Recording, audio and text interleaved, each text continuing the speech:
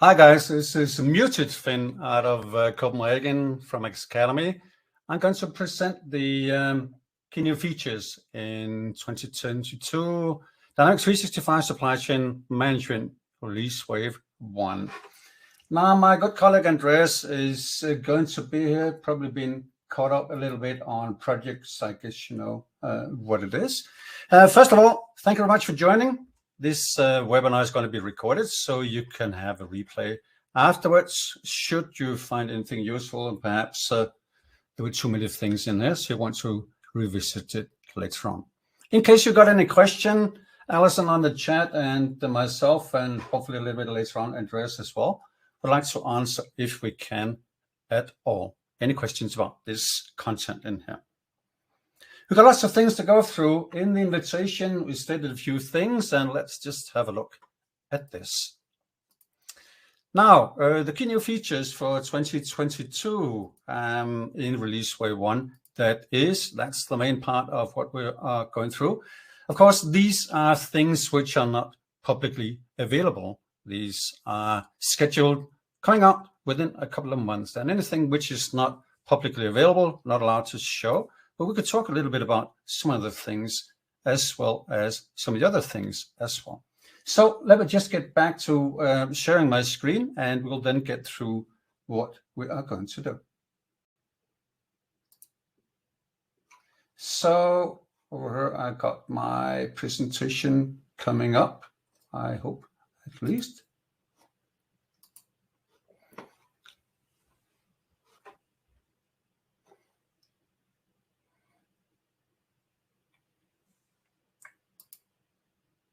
Well, that is, sorry about that. Just trying to find my screen. Here it is. Now I should be able to get out and be shared with you guys. Sorry. So, the key new features for 2022 in Supply Chain Management, Release Wave number 1. So what is it then that's actually going to be in here? Well, less than you might have thought. That is not in the webinar, but in the Release Wave 1. For that reason, I have put up a comparison with some of the latest of the release waves that was out from Microsoft, the last 3 that we had. So let's just have a look. Per domain, we're going through these changes per domain, per area, module, if you'd like. We're going through those, and I'd like to contrast, at least initially, with what is the difference between the current or the new one just came out, what was it, a couple of weeks ago, and the ones that came out last fall and last spring, Release Wave 2021, number 1 and number 2. And then also have a look at the exam update. And my colleague's been chasing me on doing a blog post on the exam updates, and I hope it's coming out this week, perhaps based on the things I'm actually going to tell you today. The exam update is not huge, but there are things in there, of course, that you need to be a little bit aware of for those of you being new to the exam. And if some of you are new to exams at all, I've got a surprise for you today. Now, in the areas or the domains, if you prefer, inventory and logistics, manufacturing, planning, and at least on the list in here, product information management as well.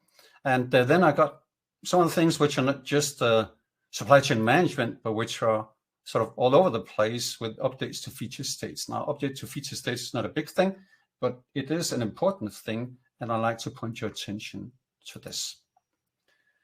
The last 3 release waves side by side, well, kind of. There's too much to tell, so side by side, below each other, and a little bit compared. The features that were planned with the last 3 release waves, I think it's good to have an eye on that, because does Microsoft actually deliver as promised? At least the features, maybe not all the details that you wanted to, but what about the things that are actually promised to deliver? With the new one, of course, this is new. There's not going to be anything promised or not delivered or whatever can't be. But with this, we've got 8 new features that is listed with the release wave. If you read about it, Microsoft Docs available. First one's coming out in April, and not yet delayed, obviously. So that's fine. What about the release wave 2 in 2021? there were 22 features. And of course, this with feature count, some of them could be huge and some of them could be small. So it's not easy to compare if you get kind of more or less. Out of those ones promised, we have 20 available these days. So that means 2 have been delayed, not yet available. And not some of the ones I really wanted to miss, I have to say.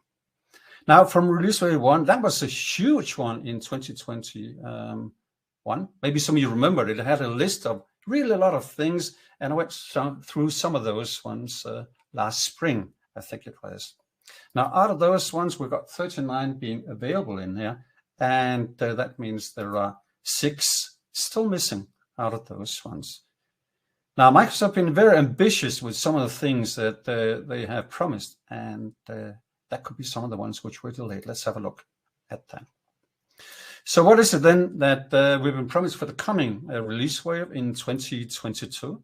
Inventory and logistics, got 6 planned. In manufacturing, got 3. And in planning, we've got 9.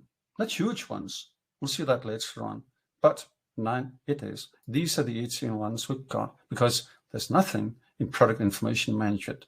That is really upsetting me just a little bit, because in one of the past release waves, there's something that I was really looking forward to, sort of real global product management. Maybe some of you have been with some other webinars.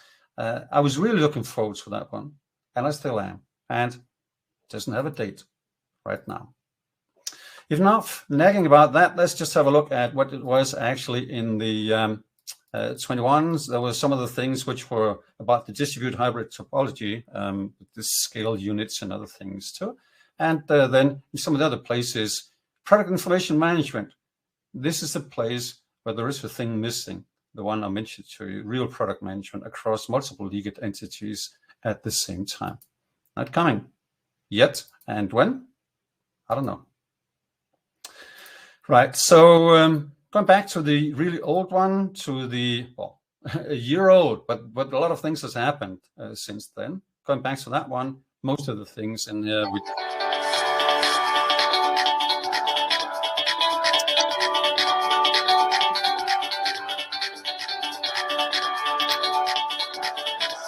and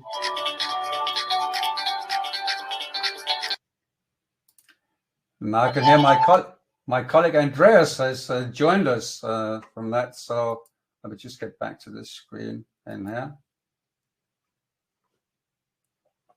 And then get back to showing this whatever. Hi, Andreas. Welcome on board. Just in here for a flick in a second, maybe coming back later on. Okay, let me just see. Coming back to where we actually were in here with all the various updates that happened with the release waves, and let's get to the new things in here. Overview of what's going to happen today, new features, where and when. The 4 domains, as I mentioned, inventory and logistics, manufacturing, planning, and then product information management, or rather not. Update to the feature states and distributed hybrid topology. No, I don't think we've got time for that. Platform changes, the general ones which affect us all with the grids and other things too. Maybe I'll just mention a little bit about that.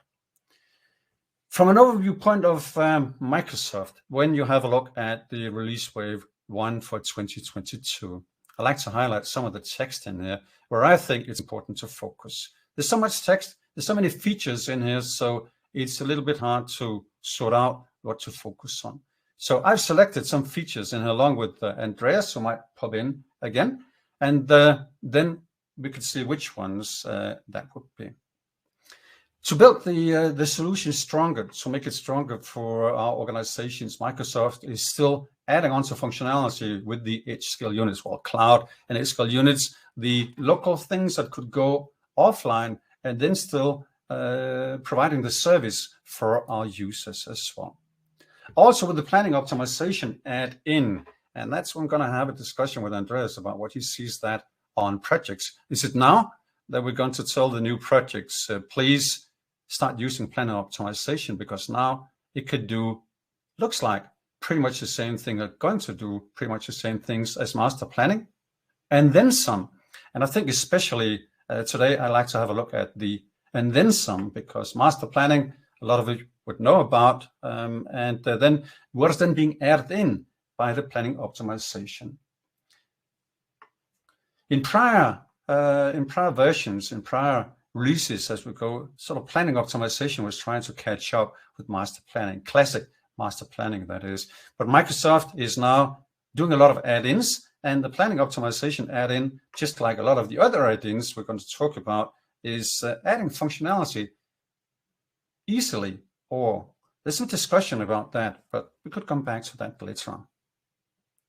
Optimize the service level, or the inventory and the service level. Something really, really new in the planning optimization, something that I don't do in classic master planning, is the new functionality with the DDMRP, which is a terminology that we have to get accustomed to with that. What we're trying to do with this is trying to allocate things to customers proactively with some initial configuration, with some adjustments as we go, and then the operational side where we could then have day-to-day, hour-to-hour, or order-to-order operations, and so on. Another add-in that you might know about is the inventory visibility add-in. And once again, that's trying to help us with getting some overview. And some of the things that the visibility add-in and the other add-ins can add is the speed of things that goes on.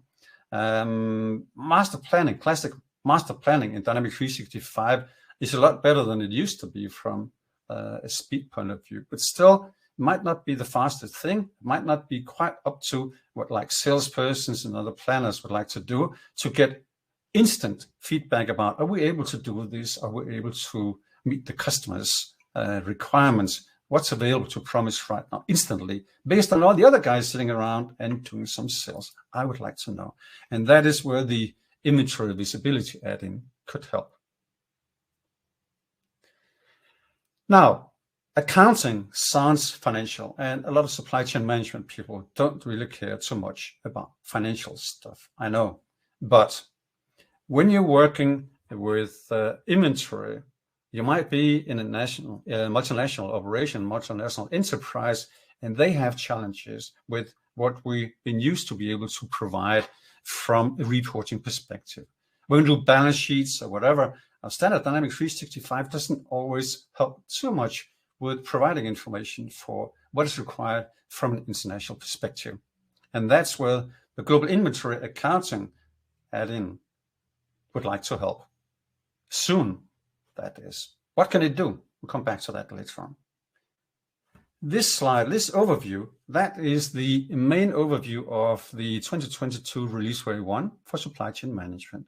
And the focus to me is the ones that have been highlighted in here with yellow. I've highlighted these ones. You might, of course, have a different opinion. Then please drop the note in the chat over here, and I'll get to read that once I've been through most of the slides in here, see what kind of questions you would have. But please, comments or questions or whatever, please add those in the chat box. We'll come back to that. So this is just the beginning. There's a lot more things, but I've just got an hour. If you want to know more details and so on, we've got something coming up in a newsletter pretty soon, being set out to those of you. Make sure you sign up for newsletters, and then you'll be able to get into more details about all these updates, sort of on a constant basis, if you'd like to. There's so many things in here.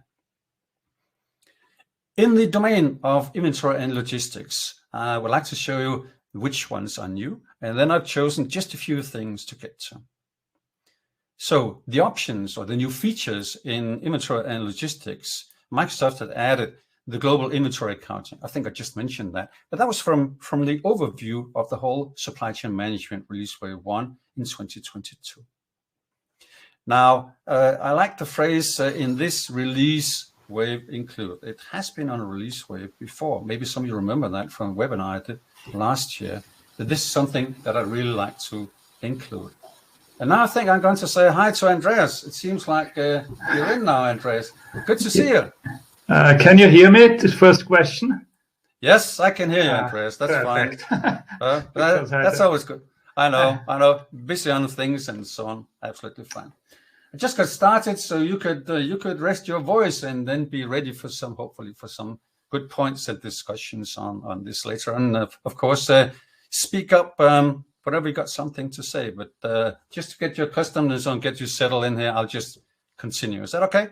That's fine. Perfect. Okay, good.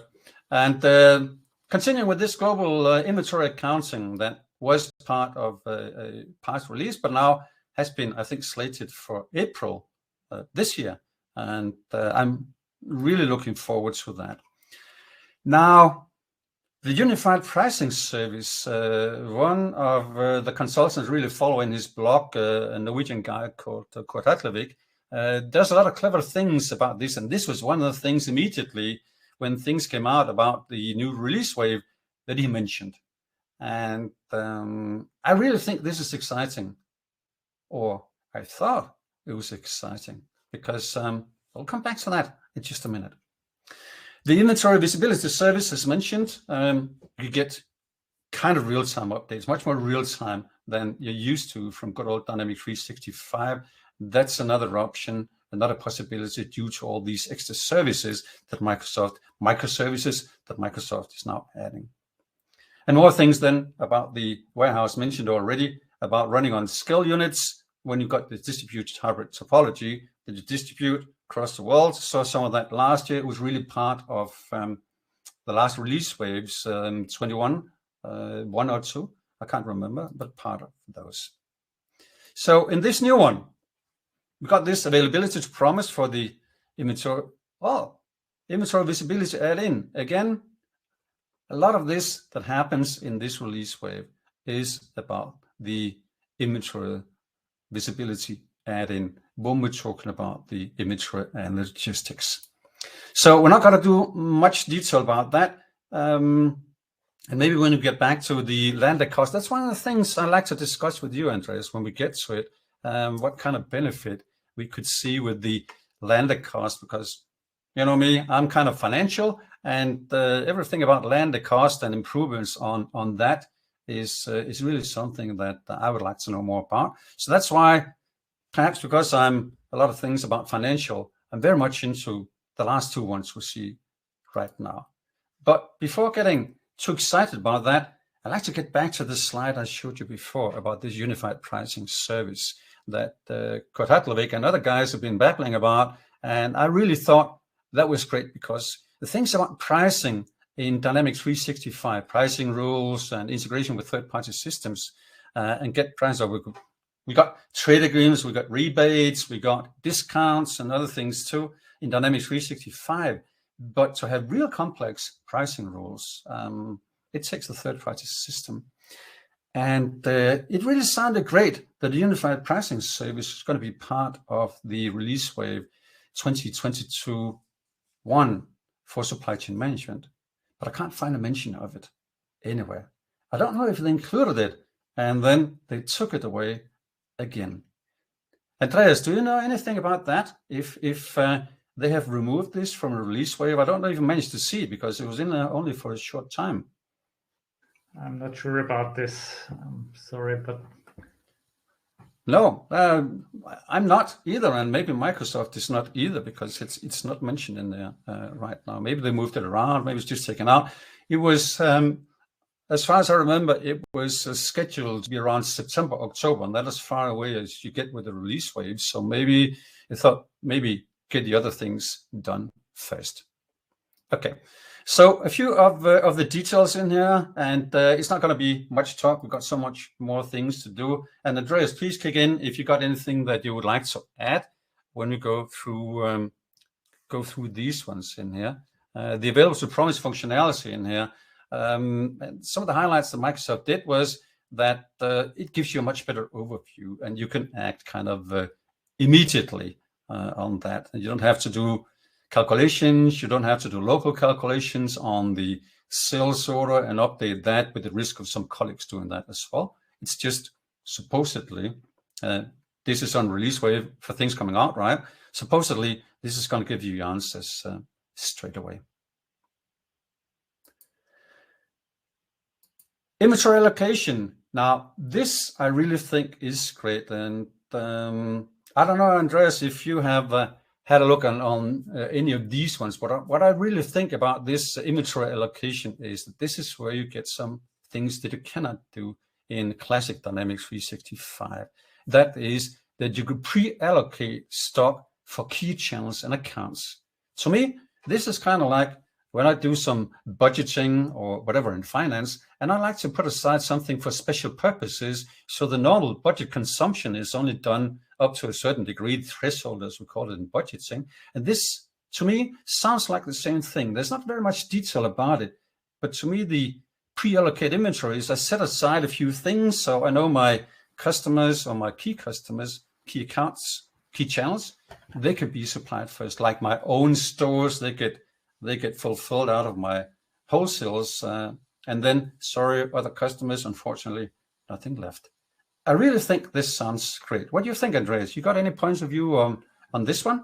Well, I think you can compare, well, the expression soft reservation is a little bit, shouldn't use it because it was the old advanced warehouse management which has used it, but it's a kind of soft reservation. It's pre-reserving something, but it's not finally reserved, but only for some time. And if you don't need it, then it's automatically released to other customers.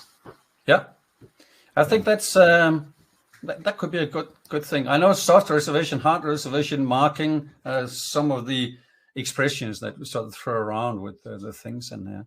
But yeah, it sounds like that could be a good way of sort of increasing the profits if you can make sure that you have enough stock for your most profitable customers in here. So looking forward to see how this actually works in real life. And remember, this is planned, and with plans, things can change. On the warehouse management over here, I really like this one. Now we can calculate correctly. Okay, then you can think what happened before on that. But when you had something about the this on the advanced warehouse management, you mentioned that before, the advanced warehouse management, Andreas. I'm not too familiar with that. Things were not calculated correctly. Have you had any issues on your projects with that? Not really. You just need to know on which level you do what. For example, the reservation in the advanced warehouse management in the warehouse, they are on a deeper level than what's reserved from sales, for example. So whatever you think about calculating correctly, in a way, it was always correct. You just need to know which way. And maybe this hierarchical level, maybe that's maybe that could be something about why is this this necessary? That's the reservation hierarchy. Yeah. So maybe deep down on bombs or whatever, there could have been a challenge in that. But this sounds reassuring that actually trying to figure out things. Now to one of my favorites, not yet coming around, unfortunately, on that, the global inventory accounting add-in. Now, why do you need a thing like that? Well, when this was coming on, or supposed to come out, it was on the list last summer. I did this note about that. I'm all in for this because a lot of times when I'm doing training or workshops or being on projects and so on, then we're talking about the global things, which I think is where Dynamics 365 is so much better than AX 2012, the predecessor.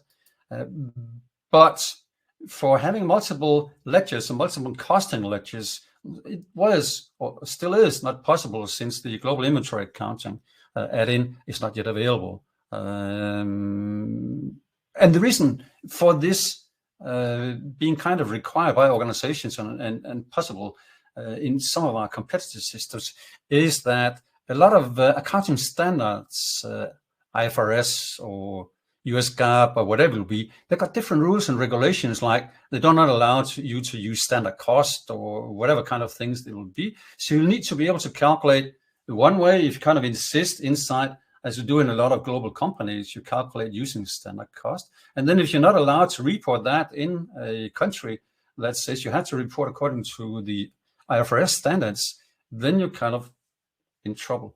So you need to have sort of dual valuation of the things. That means you must have multiple ledgers. And in standard Dynamics 365, until we get this, you've only gotten one ledger per legal entity on that. So I'm really looking forward to this. This was an old slide. Now I'd just like to add the new news that was in this release way, which is basically kind of the thing that I just mentioned to you, that due to the challenges of our global customers from the authorities that have to report according to this and that, we have to make Dynamics more flexible one way or the other. And the global accounting add-in is one of the ways where we could cater for the requirements of the reporting in here. I'm really looking forward to have a look at this. But if you're just thinking kind of internal calculations, financial calculations internally in the legal entity, of course, this doesn't help. It's what is going outside for the reporting and so on. Everything was all right before, but from a reporting point of view, you now can do, hopefully soon, a lot of new things added to that. So this is one of the ones that I've been really looking forward to, and hopefully next month or next month again, it's going to be here. Now, Andreas, I know you and transportation management and warehousing, you got a thing going on. So maybe the next one in here with the landed cost integration is something for you. That hopefully now, when this one comes out, we could do much more easy allocation of freight and other external costs to our purchase orders, lines, inventory transactions, or whatever. Do you think it's going to happen, actually, real life, that it's going to be easy or easier? Well, I think it will be,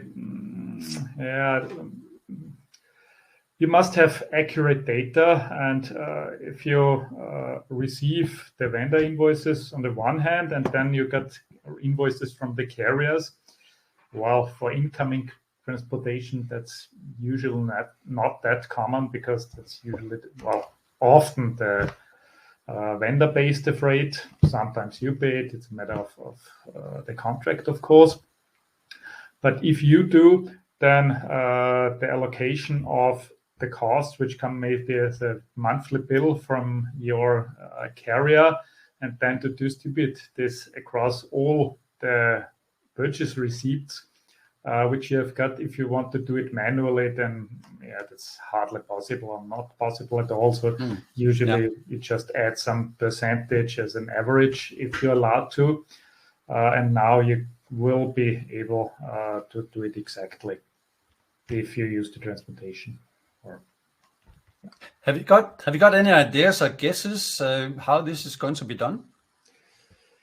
How it could be done? Well, if you're using inbound loads, so you manage the transportation, then of course you know exactly which purchase order line is linked to which transportation, and from this to which vendor invoice.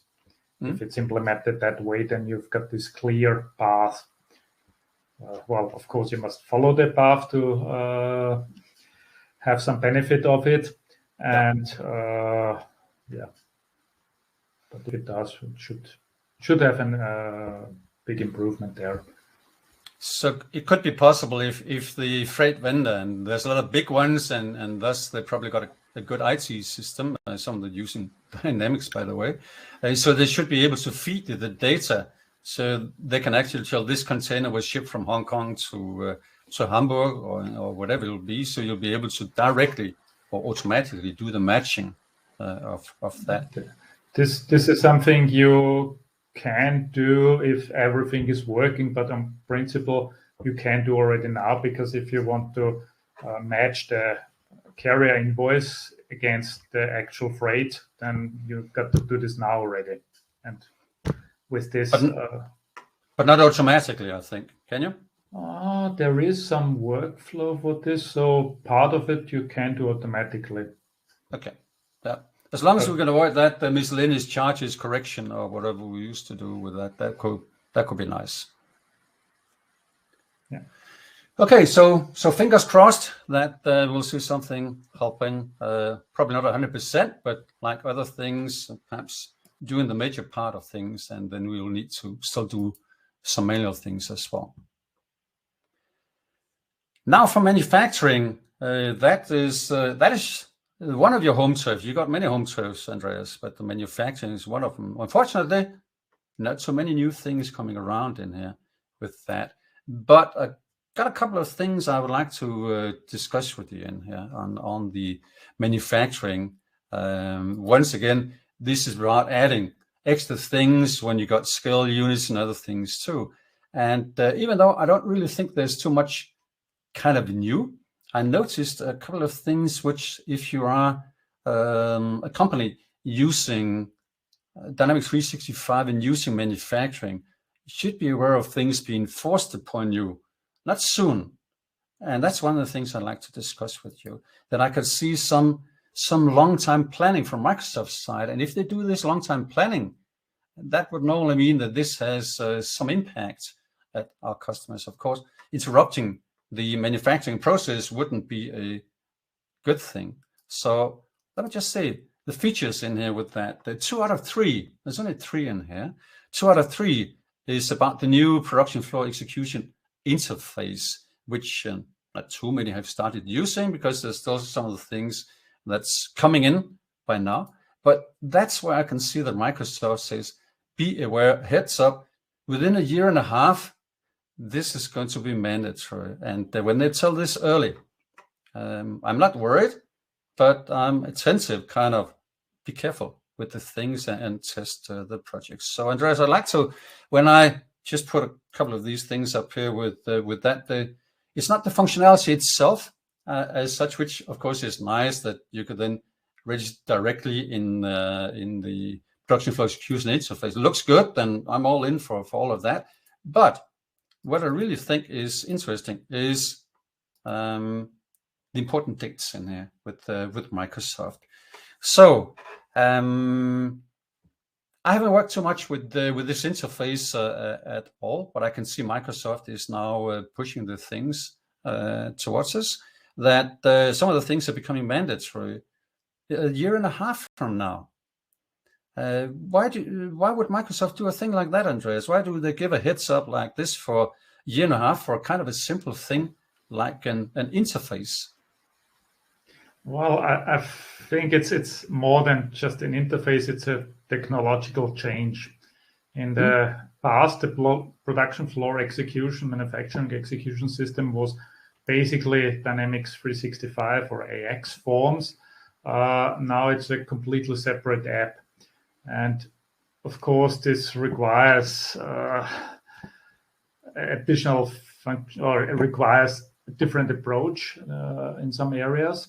And if we think about the scale units, which you have mentioned, which should be some units, organizational units, which may work independently for some time, if you're offline or whatever may happen to a factory, so that they are not stopped immediately, then all these are technological changes which have a big impact on the infrastructure and how to use it. And so that there is always the danger that it's not working perfectly from the beginning. So this is important dates, as they mentioned.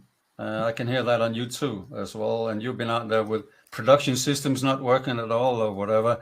And of course, it shouldn't be due to the system as such. So important dates it is. And it seems like since there is a year and a half from the general availability until it's been made mandatory, should be time for testing, I would think. Now with these feature stages, coming back to those later on, and let's just see, we've got one more coming up here, the catch weight. And as you mentioned, Andreas, there are other things happening on the execution interface on that. So I just kind of wanted to show this one as well. That was 2 out of 3 in manufacturing, mentions the execution of the production floor execution interface, and it's got similarity to it. This is going to be in preview and general availability a little bit later on for the catch weights, but the on by default and the mandatory dates are pretty much the same, with the same versions planned, 10.033, 10.037 for February and September 23. And I guess Andreas, your comments would be the same over here because it's basically the same. It's a technological change and so on. Well, for the catch weight, it's been not top priority for the application for a longer time. If you think about the warehouse system, warehouse management system, and the barcode scanner there, then this also hasn't supported catch weight functionality from the very beginning. The other way around, it has taken quite a while until it's fully supported to catch weight items in advanced warehouse. And now it's also the production floor.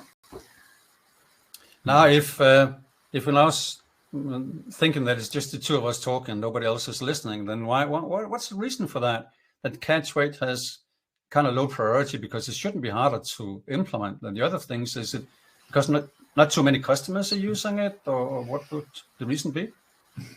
Yeah, of course, catch weight is not something every company needs, because even if you haven't got this variable conversion between the weight unit and the countable unit, so the boxes or pieces, but the one piece always has got the same weight, you don't need catch weight.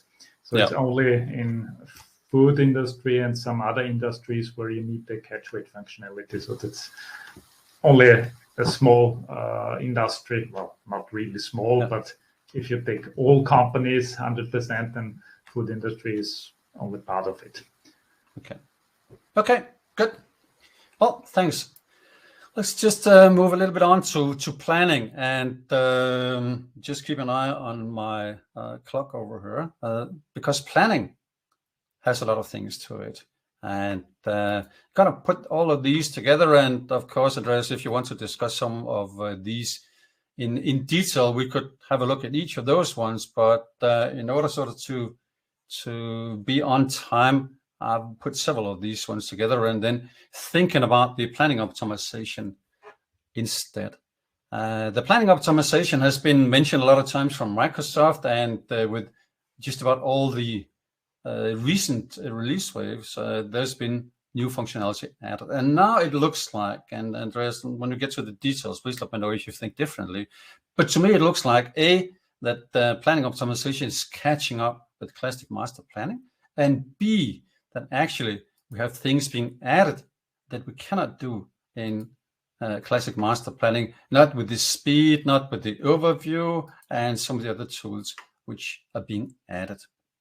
And then there is a new thing coming around, which I have to admit, I haven't met that before. That kind of institute that's called the Demand-Driven Institute. That was a new one for me, I have to admit. Now, you could have a lot of comments about that, but that would be the first time that I saw that with this release wave.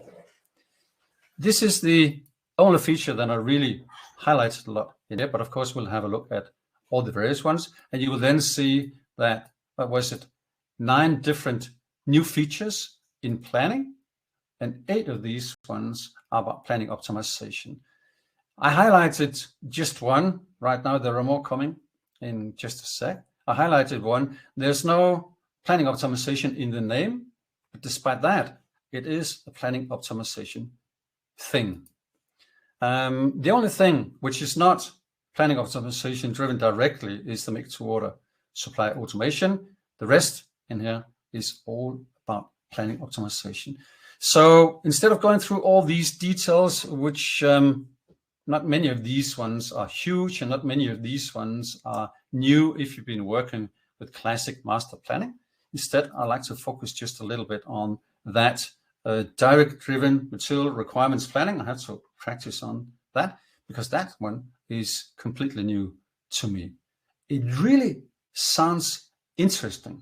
It's Dynamics 365 Finance Operations, or rather this option in here, trying to be clever and reduce what you've got in stock. Well, first of all, with all of these planning optimization features in here, you read each and every time what is it then that the benefit is to the customer when we're using planning optimization. So I just took the liberty and put this in here sort of once, that you can run the master planning as a separate service. And for those of you who've been working on master planning, you know it's pretty hefty. So it could take a while to do the things. Now, this could be 1,000, 10,000 times as fast as the master plan, all depending, of course. But if you want to see more about that, please look in docs, have a look at the migration to planning optimization for master planning.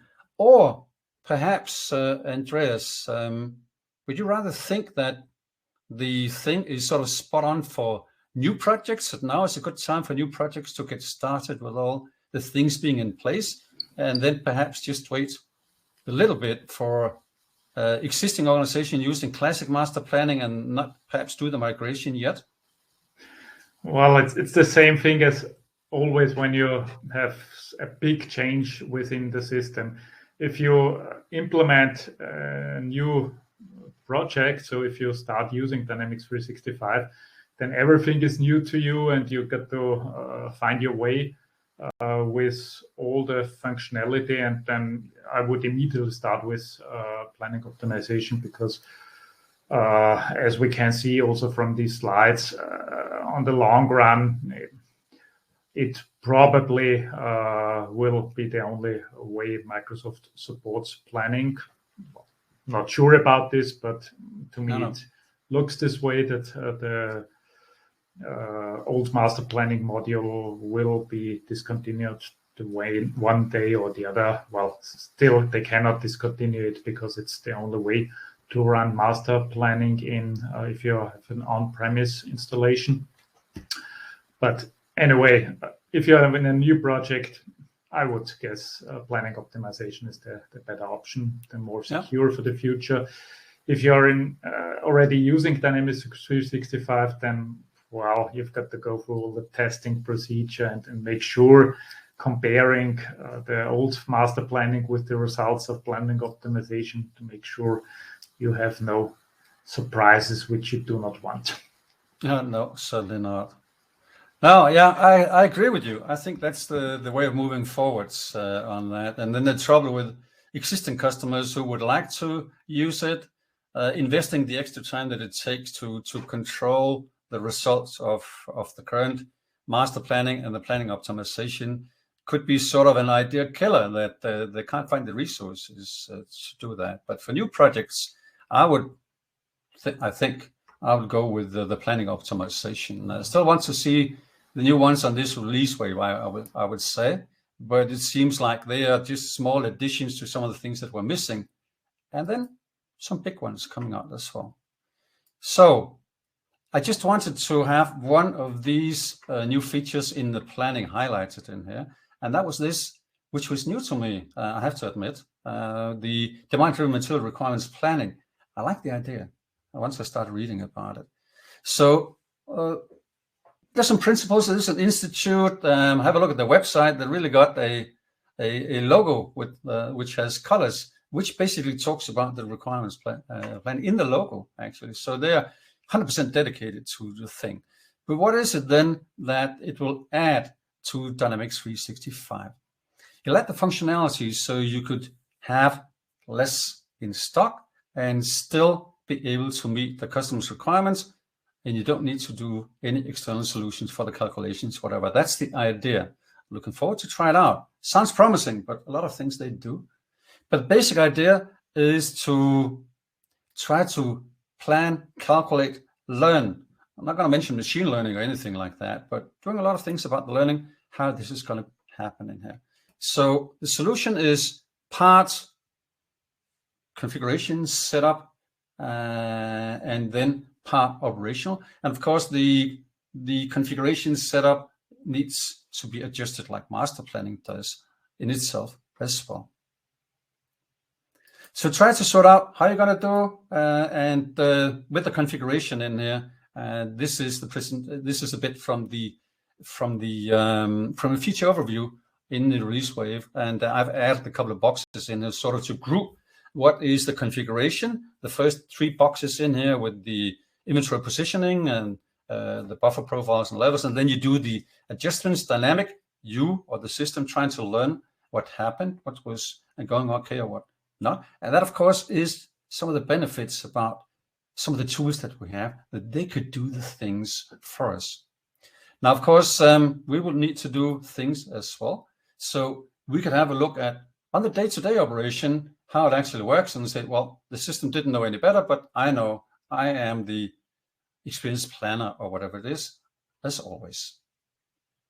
So these are new things, these components in here, 3+2, and they are detailed. If you read about this in the release wave, you can see for each of these 5, the 3 top ones for the configuration and planning, and then the last 2 is about the day-to-day operation.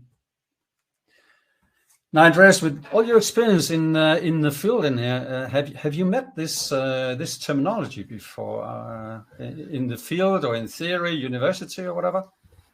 Not really, but in the end, to me, it sounds as always the question of the accurate or the best inventory level. Yeah. And well, if you run out of stock, who gets the items? And there are always the strategy or 2 strategies. The new customers get the items first because I want them to gain them as customers.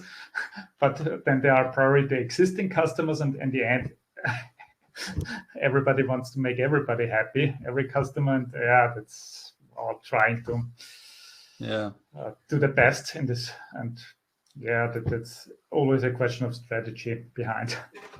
Of course, and of course, this brilliant tool, we're never going to run out of stock, I guess, on that.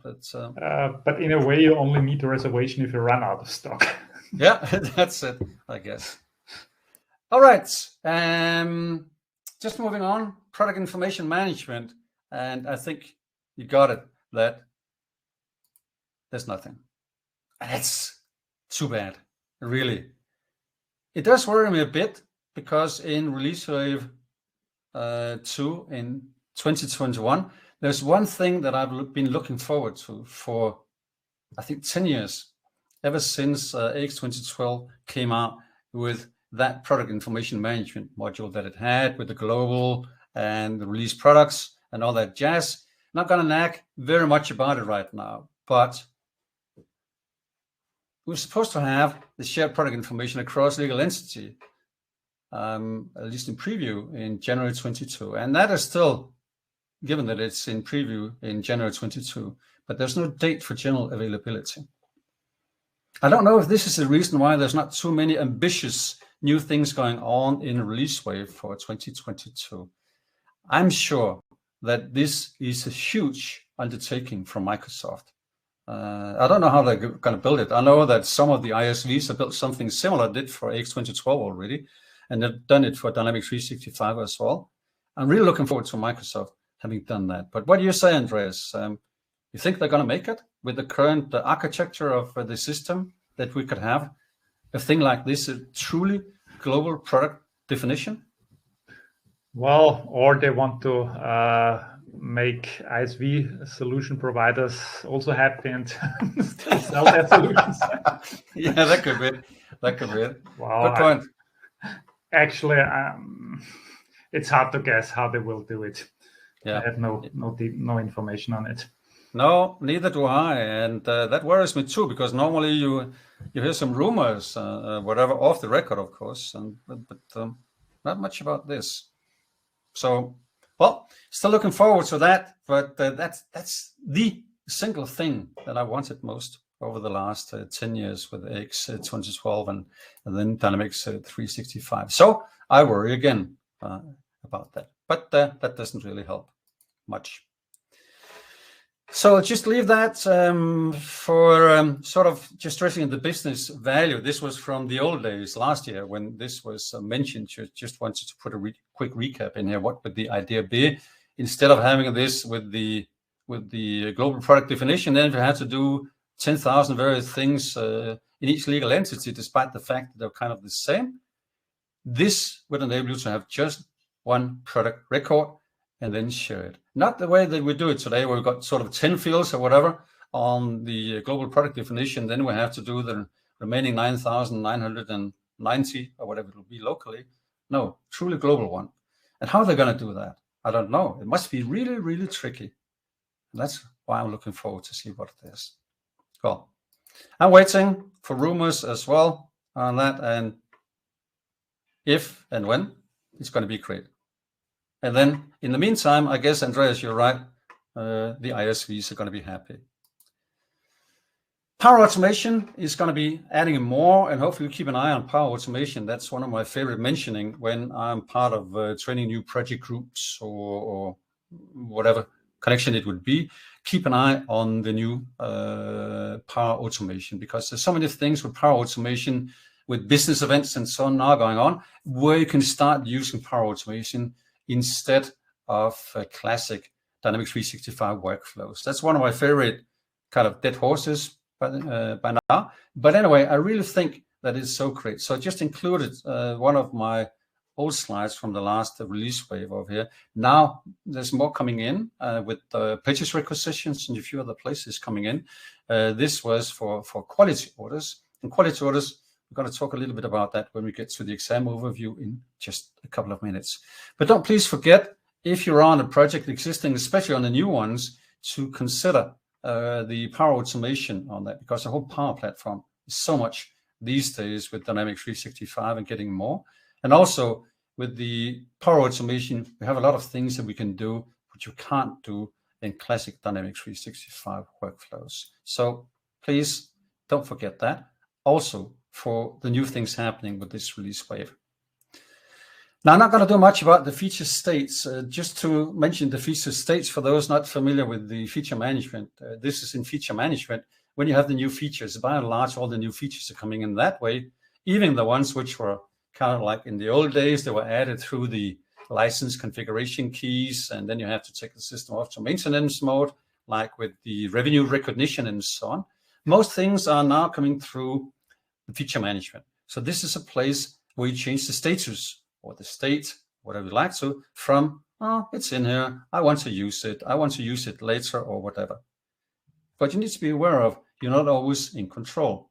And that's the thing, we talked about it already, and Andreas mentioned the reason when we were looking into the production for the new interface in here, that is going mandatory within a year and a half. With some of the other things, Microsoft does not have the same sort of patience.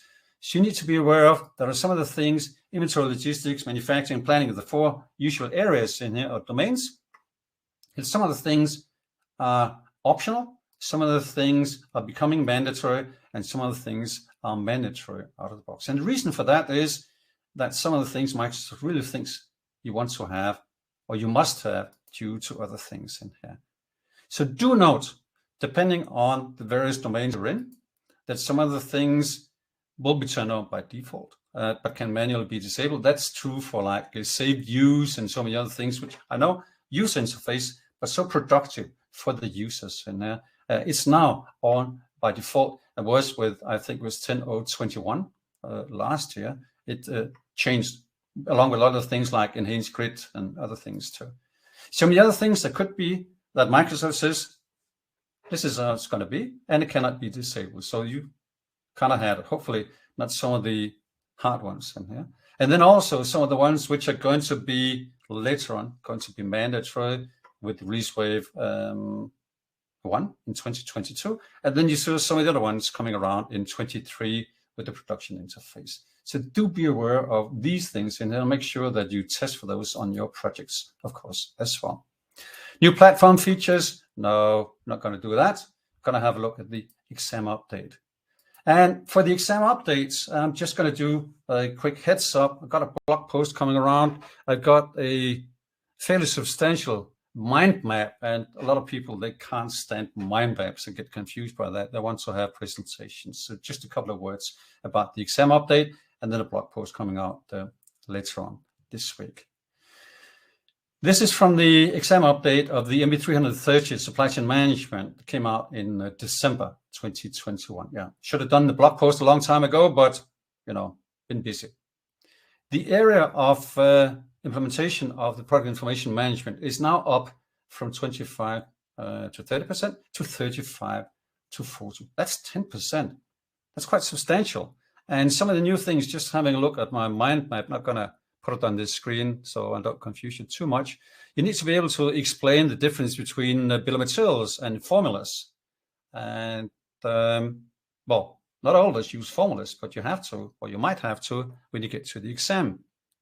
You need to know about the product states, and product states was one of my favorites the last time around with when I did a webinar about one of the release waves, where you can have, as soon as you created a product in the old days, you could start using it by mistake, of course, but now you can have some automated or manual product states changes. So it's blocked or not released or whatever you'd like to do for all products, not just for manufactured items as well.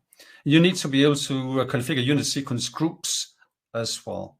That's some of the new things, and that was in the product information management, which also had new things about the use cases for item groups. There's a lot of things being shuffled around, and item group is not necessarily your favorite in supply chain management because there's a lot of financial with accounts and so on. But you need to know about it, and also because there's something about revenue recognition being added, new fast tabs at the bottom for setting up things like carving out and other fancy financial things. Item group is kind of financial. For the employment inventory management, there is a new group for quality orders. Now, quality orders was an ISV solution in the good old days, and Microsoft purchased this stuff. And for some reason, now they're bringing back in that you need to know more about that. You can see the percentages up from 15 to 20 to 20 to 25. So a lot more things in this, I guess. And quality order, I guess, could be it, like creating batch disposition codes and other things automatically. Supply chain management in itself is it's the same. There are a couple of new things about the things in the sales and marketing module. We don't too often find questions about that at the exam, but it could be this time around. And since some of the areas have increased, some of the other areas have to come down, that doesn't mean that there are not new topics in here. There are, much to my surprise. So I guess there could be questions in more different places than it used to be, despite the fact that now the percentage is less for this and much less for the master planning in here, or the planning optimization on that. So even though a lot of new features coming out, they're not out yet, and that means that the exam, as it was defined in December, does not seem to have too much about planning optimization. I think that's a little bit odd, because a lot of times when Microsoft introduces new features, they want you to know about them in here. So no mind map coming up, but wait. One more thing.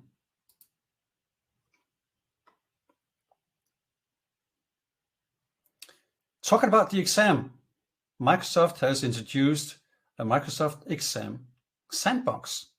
About time, I would say, but it's here, so I'm not the one to nag too much about that. You can read more in a blog post I just did the other day on xacademy.com/blog. In this, I'll tell you how you can access this sandbox. It's not a huge thing, but what you can for free, and that is a huge thing, what you can for free is you can practice on the format of the exam. Not topic specific, not MB 330, but you can see what it looks like and get it sort of off your chest. Oh, then I can see what the questions are formatted like. Where to learn more? Well, join me and Andreas. We might do a mixed delivery in here on this, which is coming up. Oh, 8th of February. That is not correct. I need to fix that date. You can read about it in the follow-up for that. Sorry about that. But it's coming up in 14 days from now, so that should be the 28th of February up here. Sorry about that. Let me just have a look in the questions over here. I'm just having a look at the other screen if there are any questions up here. No, it doesn't look like that. Might be that talking too much or flickering too many screens or whatever it will be. Never know about that. So what about you, Andreas? You got any kind of final words? Wow, nothing special except that I want to thank you for the great presentation, Finn. Well, and thank you for joining, Andreas. Hope I can join again one day. Yeah, and hopefully perhaps once I got the date corrected up here, you can join on the 28th of February, where we talked about doing a mixed delivery. You do some of the things and I do some other things on our live online class, but we'll get back to that on that. So sorry about confusing the dates, guys. Well, thank you very much for joining us today. That was about it. Just before you leave, a few links for those of you who want to have a look at this. Read more about the exam. Read more about some of the other things in here as well. That was a wrap up on this. The presentation is in the webinar replay, and the webinar replay will come around fairly soon, within 24 hours or 48 hours on that. Thank you very much for joining. Sorry for flicking the screen as a final bye-bye. That was it from Andreas and Finn from Academy. I hope you learned something new today about the Supply Chain Management Release Wave 1 in 2022. Thank you for being part. Thank you also from my side.